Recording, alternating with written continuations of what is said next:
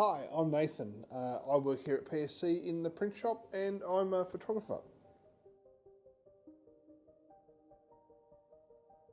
For me, photography is about telling a story, and it's about noting a time that you may forget. So every image is something I'll probably forget, but as long as I have an image of it, I'll always remember where I was. A lot of my personal work looks at how I identify my life with the spaces that I live in and the spaces that I travel through. So whether it's Melbourne or overseas, I always look at how I interact with space and how that is reflected through my imagery.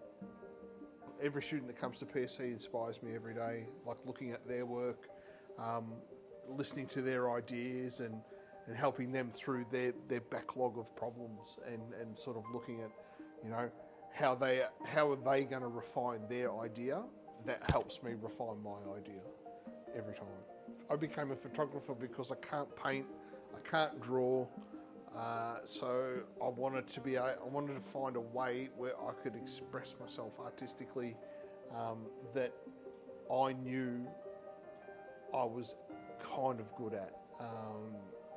I'm fairly good with composition and I'm fairly good with colour, so it came quite naturally, actually. So yeah, that's how I became a photographer. And the love of images, and